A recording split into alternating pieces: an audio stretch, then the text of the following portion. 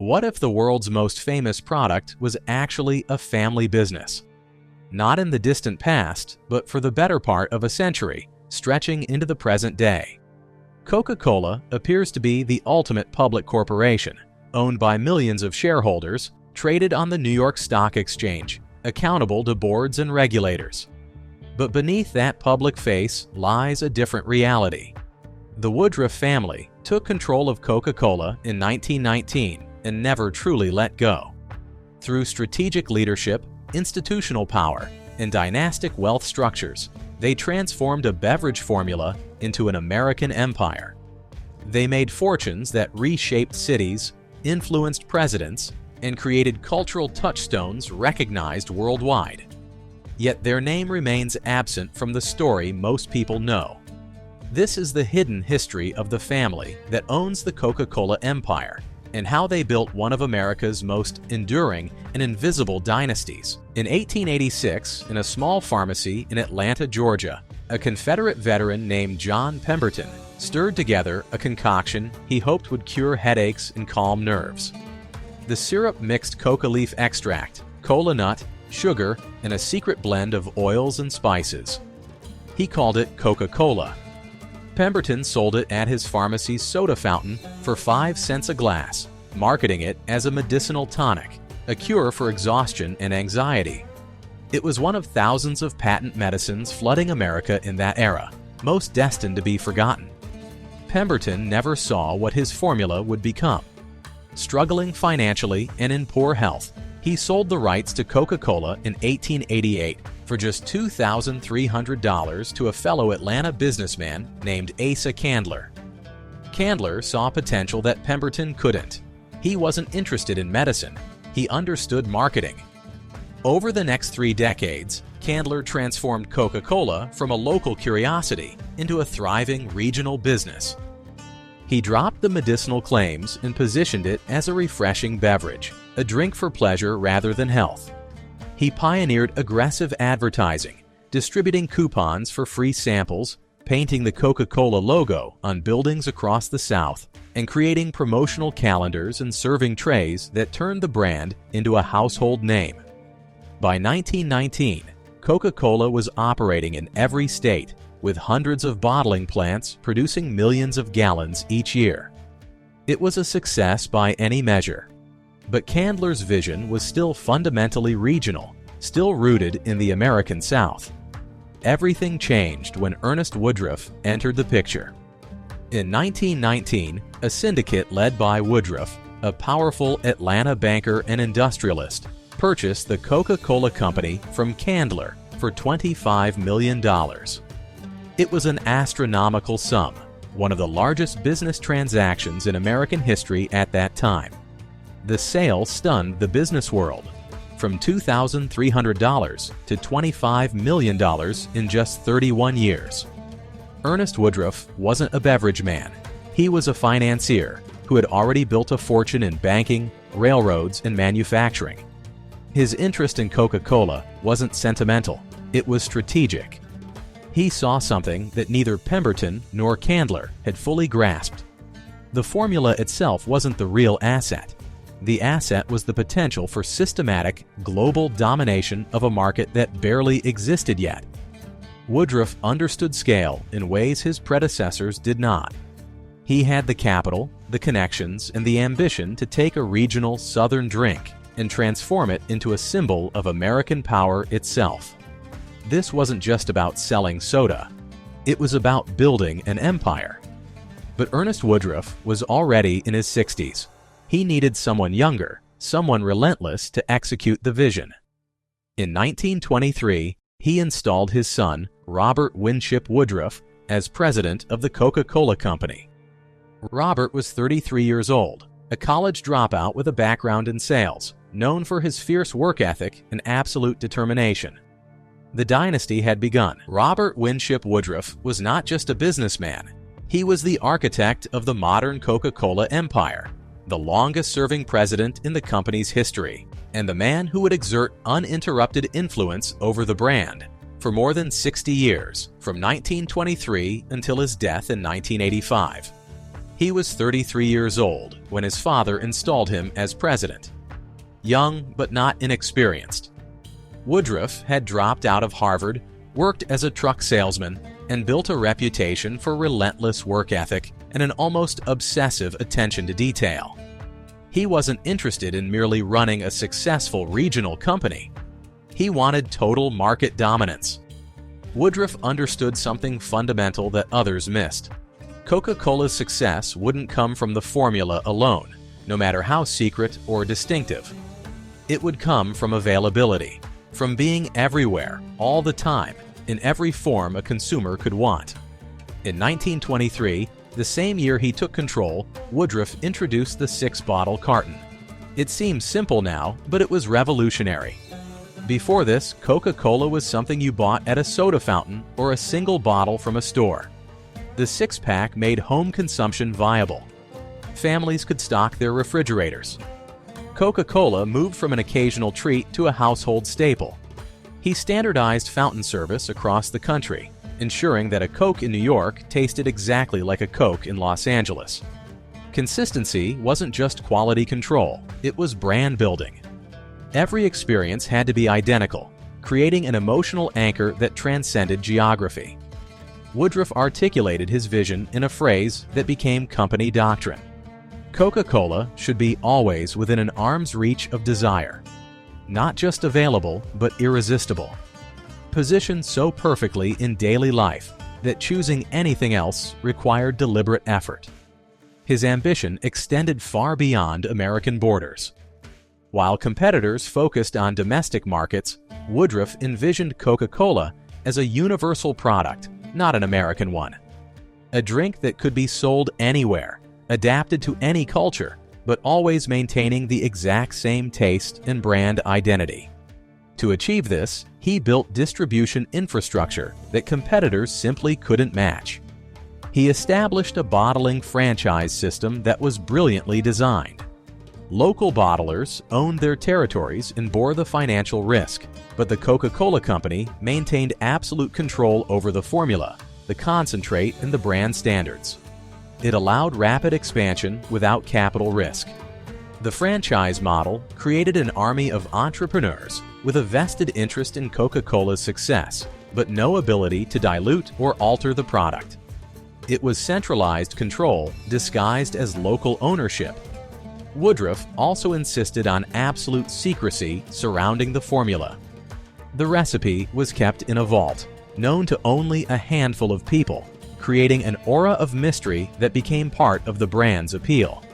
Competitors could try to copy the taste, but they could never claim the mystique of the original secret formula. By the end of the 1920s, Robert Woodruff had transformed Coca-Cola from a successful beverage company into something more comprehensive, a system, a machine built for global conquest. But the real test of his vision was still to come. When World War II began in 1941, Robert Woodruff saw what others saw as crisis. He saw opportunity. The war effort would mobilize millions of American soldiers and send them to every corner of the globe. They would be homesick, exhausted, desperate for any reminder of the lives they'd left behind. Woodruff made a promise that seemed almost absurdly generous. Every American serviceman, no matter where in the world he was stationed, would be able to buy a Coca-Cola for 5 cents. Whatever the cost to the company. It was brilliant marketing disguised as patriotism. Woodruff petitioned the U.S. government, arguing that Coca-Cola was essential to military morale. Astonishingly, the government agreed. The War Department authorized the construction of 64 bottling plants on military bases around the world, from the European theater to the Pacific Islands to North Africa and the Middle East. The cost of building and operating these plants was covered entirely by the U.S. government. Coca-Cola provided the expertise and the concentrate. American taxpayers funded the infrastructure. Even more remarkably, Coca-Cola employees who operated these plants were classified as technical observers, a designation that exempted them from combat duty. The company's men traveled to war zones not as soldiers, but as Coca-Cola representatives, protected by military authority, building the company's global reach while the rest of the world was at war. Competitors like Pepsi had no such arrangement. They watched from the sidelines as Coca-Cola embedded itself into the machinery of the American military, creating associations that would last generations. By the time the war ended in 1945, Coca-Cola had established permanent infrastructure on 5 continents. The bottling plants didn't disappear when the troops came home. They stayed, forming the foundation of a global distribution network that would have taken decades and hundreds of millions of dollars to build under normal circumstances. Woodruff had achieved it in 4 years, almost entirely at government expense. The emotional impact was equally valuable. For millions of American soldiers, Coca-Cola became tied to their memories of camaraderie, survival, and eventual victory. It wasn't just a drink. It was a taste of home, a symbol of freedom, a small piece of normalcy in the midst of chaos. When those soldiers returned to civilian life, they carried those associations with them. Woodruff understood something profound about brand building. Rational arguments don't create loyalty. Emotion does.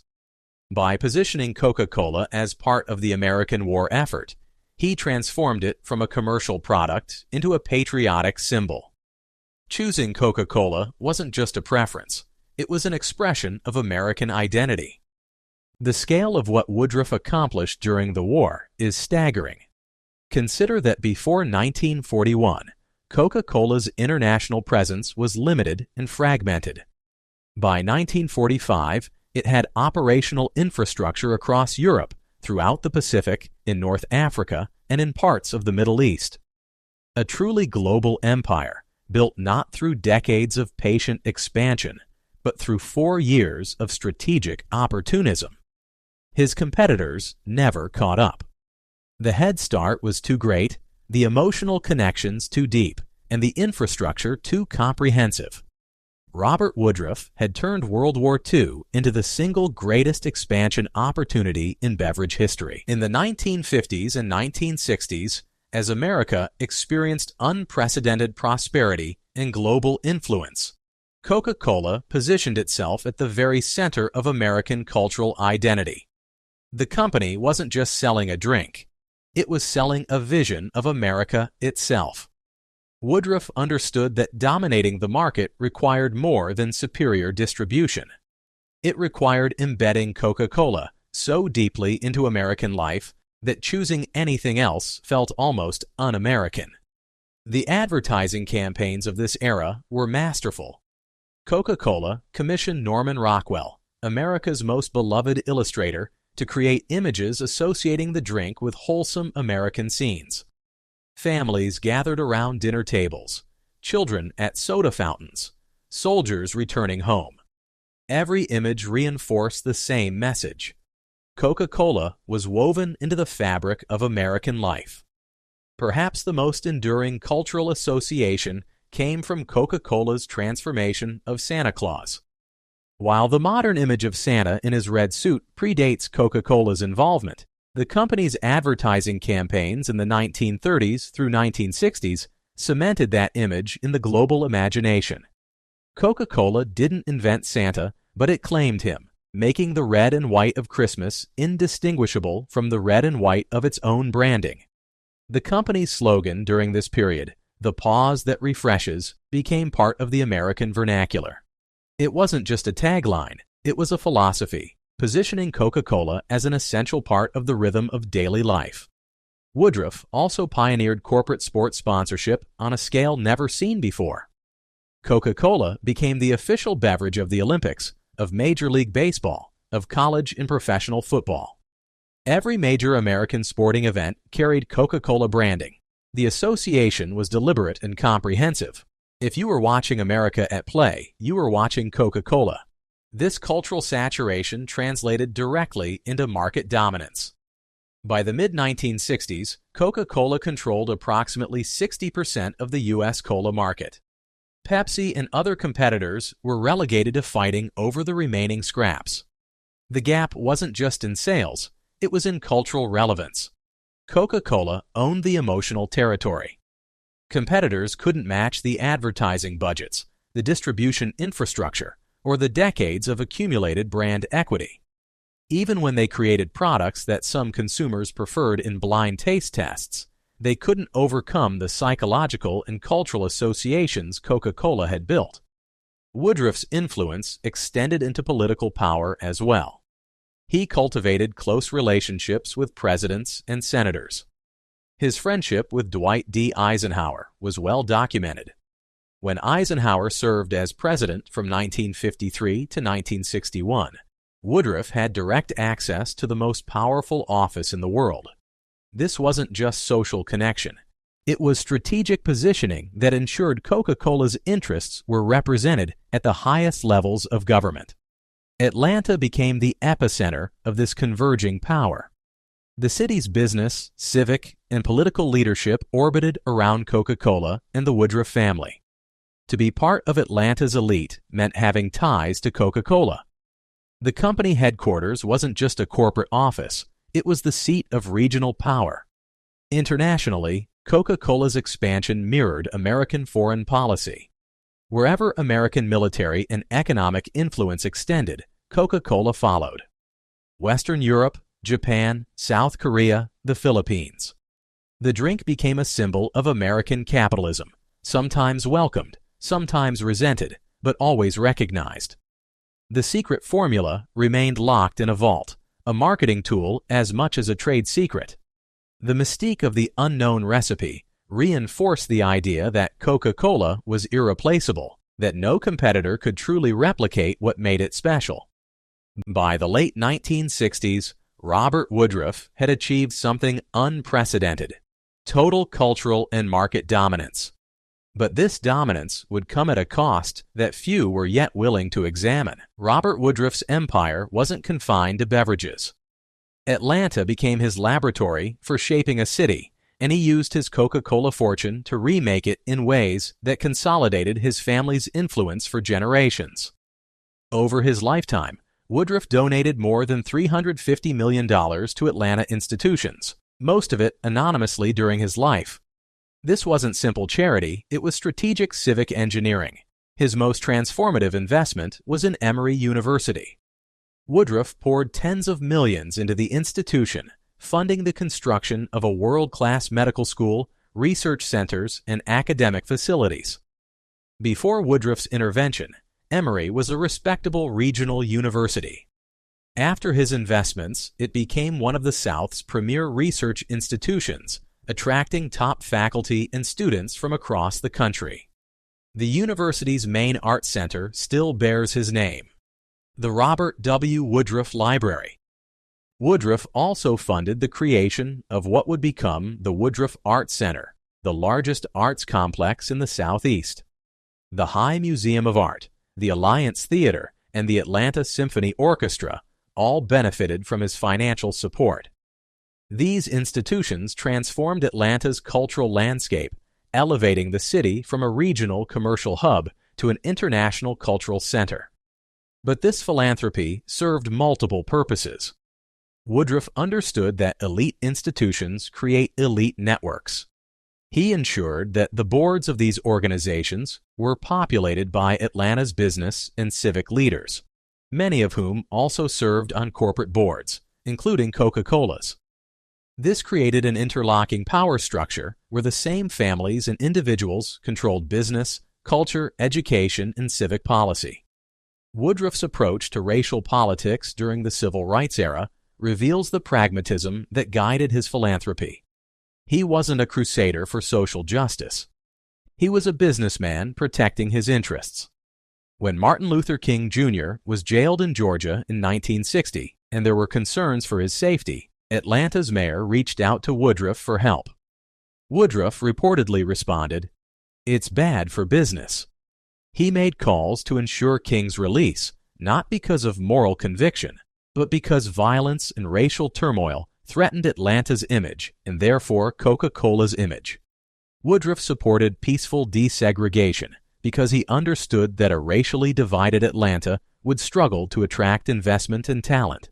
His support was instrumental, but it was calculated. He wanted Atlanta to be known as the city too busy to hate, a slogan that prioritized economic growth over moral reckoning. This pattern of strategic intervention defined Woodruff's relationship with Atlanta. He shaped the city to serve his vision of cosmopolitan capitalism, where business interests aligned with cultural sophistication and political stability. Atlanta's transformation from a southern regional city to an international metropolis was built on Coca-Cola wealth, and that wealth came with strings attached.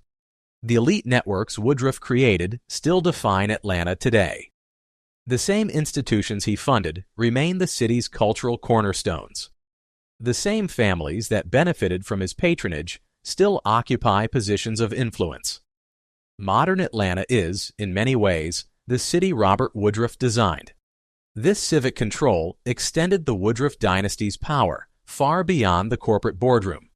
It embedded the family into the structural foundations of an entire metropolitan region, ensuring that their influence would persist regardless of who technically owned shares of Coca-Cola stock. The question wasn't just how one family controlled a beverage company. It was how they used that wealth to shape the institutions, culture, and power structures of an entire American city. The legacy of the Woodruff dynasty extends far beyond soft drinks. They built one of the most successful examples of dynastic capitalism in American history, transforming a simple beverage formula into an empire that reshaped consumer culture, business practices, and urban development across the globe. The numbers are staggering. Today, Coca-Cola has a market capitalization of over $260 billion. The product is sold in more than 200 countries and consumed approximately 2 billion times every single day. That's not just commercial success, it's cultural saturation on a scale few brands have ever achieved. The business model Robert Woodruff perfected, the franchise bottling system, became a template copied by countless other companies. McDonald's, Subway, and dozens of other American brands used variations of the same structure. Centralized control of brand and formula, decentralized ownership of operations. Woodruff's innovation wasn't just good for Coca-Cola. It became foundational to how modern consumer capitalism operates. But this empire was built on more than innovation. It was built on sugar, massive quantities of it, marketed to billions of people as a daily necessity. The public health consequences are impossible to ignore. Coca-Cola and similar sugary beverages have been linked to rising rates of obesity, diabetes, and other metabolic diseases. The World Health Organization has called sugar-sweetened beverages a major contributor to the global obesity epidemic.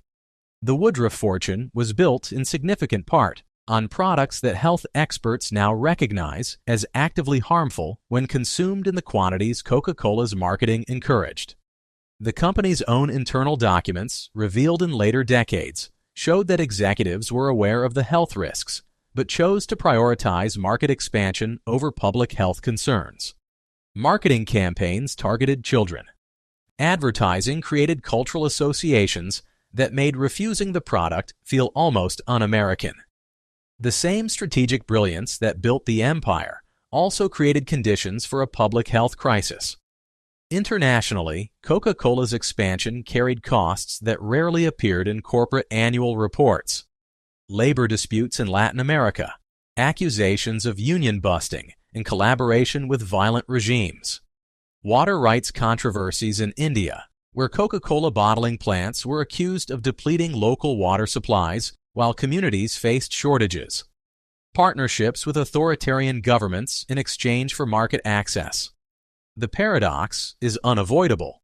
The Woodruff family demonstrated extraordinary business acumen, genuine philanthropic generosity, and created thousands of jobs and economic opportunities. They also built their wealth on a product with significant social costs and used their power to shape regulations and public opinion in ways that protected profits over public welfare. The modern Woodruff Foundation, now holding over $4 billion in assets, continues this complex legacy. It funds medical research, arts programs, and educational initiatives. But it deflects questions about Coca-Cola's health impacts and corporate practices by pointing to philanthropy. The same pattern Robert Woodruff pioneered. use wealth generated by the business to build civic goodwill that protects the business from scrutiny. Atlanta stands as the most visible example of what happens when one family's fortune defines a city. The universities, museums, hospitals, and cultural institutions that make Atlanta a modern metropolis all trace back to Woodruff wealth. But that wealth came from somewhere. It came from billions of consumers worldwide, from workers in bottling plants, from communities whose resources were extracted to fuel the empire. The Woodruff story illustrates how concentrated wealth shapes more than bank accounts. It shapes culture, politics, public health, and the physical landscape of cities. One family's strategic vision created an empire that touches billions of lives daily, for better and worse. The story of the Woodruff family and Coca-Cola is uniquely American. It's a story written in formula secrecy, global ambition, and concentrated wealth. It represents both the promise and the paradox of American capitalism. On one hand, the Woodruffs embody the classic American dream. They took a product, applied relentless innovation and strategic vision, and built something that touched the entire world. They created jobs, funded institutions, and transformed a regional city into an international hub. The business acumen was genuine. The philanthropic contributions were real. On the other hand, their story reveals the tension at the heart of democratic capitalism. How much power should one family be allowed to accumulate? When does private wealth become a form of public governance? At what point does influence over markets, culture, and civic institutions begin to undermine the democratic ideal of dispersed power? The Woodruff Foundation today holds over $4 billion in assets. It continues to shape Atlanta through grants to universities, hospitals, and arts organizations. It maintains significant influence over Coca-Cola's strategic direction through its stock holdings and board relationships. The dynasty didn't end with Robert Woodruff's death. It was institutionalized. This visibility gap is crucial to understand. Everyone knows Coca-Cola. Almost no one knows the Woodruffs.